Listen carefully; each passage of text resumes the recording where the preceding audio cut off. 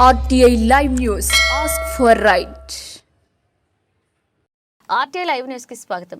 High court ఇచ్చిన తీర్పు మేరకు తమకు ఉద్యోగాలు ఇచ్చి ఆదుకోవాలని డిఎస్సి 2008 బాధిత అభ్యర్థులు సీఎం రేవంత్ రెడ్డిని కోరుతున్నారు. మంగళవారం దాదాపు 500 మందికి పైగా అభ్యర్థులు ప్రజాభవన్ కు చేరుకున్నారు.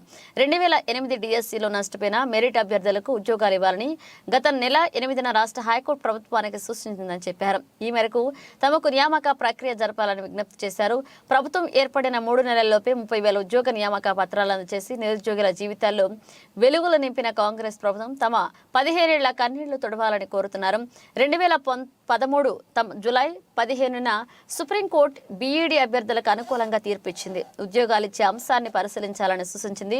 2017 ఫిబ్రవరి 8వ తేదీన రాష్ట్ర హైకోర్టులో జస్టిస్ సంజయ్ కుమార్ నేతృత్వంలోని బెంచ్ 27 సెప్టెంబర్ 2022న హైకోర్టు ధర్మాసనం బీఈడీ అభ్యర్థులకు అనుకూలంగా తీర్పిచ్చాయి.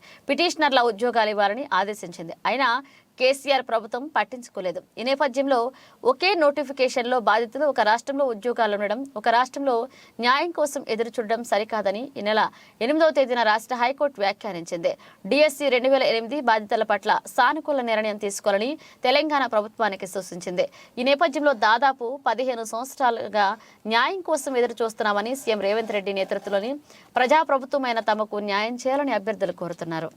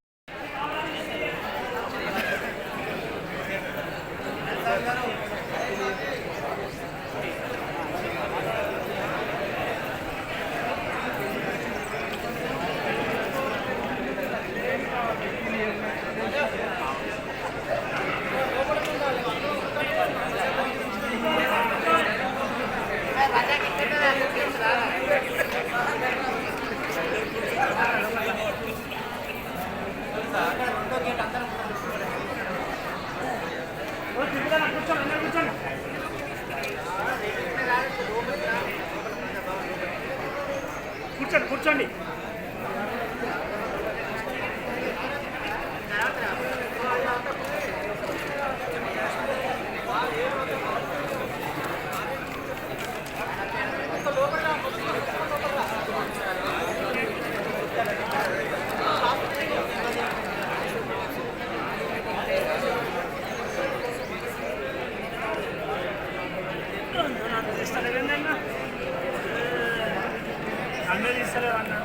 వచ్చింది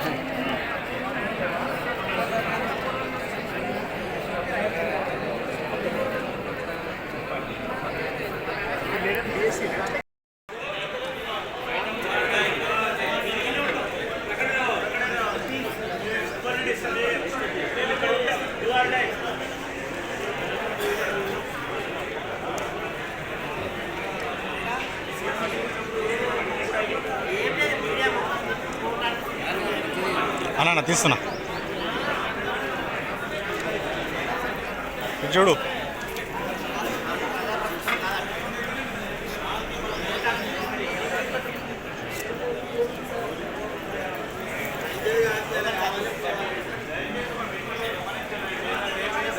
శాంతంగా ఉండండి. తప్పకుండా మనకు కాంగ్రెస్ ప్రభుత్వంలో న్యాయం జరుగుతుంది, బరాబర్ జరుగుతుంది. శాంతం ఉండాలి. ఆనాడు స్వాతంత్రం సంపాదించడానికి గాంధీ మహాత్ముడు కూడా శాంతితోనే విజయం సాధించాడు.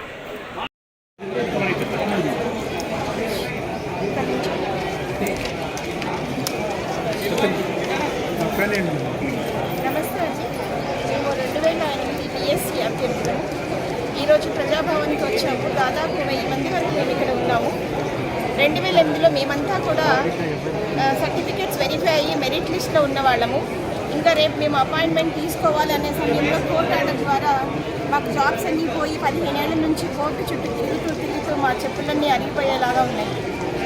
సో గత ప్రభుత్వం మాకు ఇస్తానని చెప్పి ఇవ్వలేకపోయింది.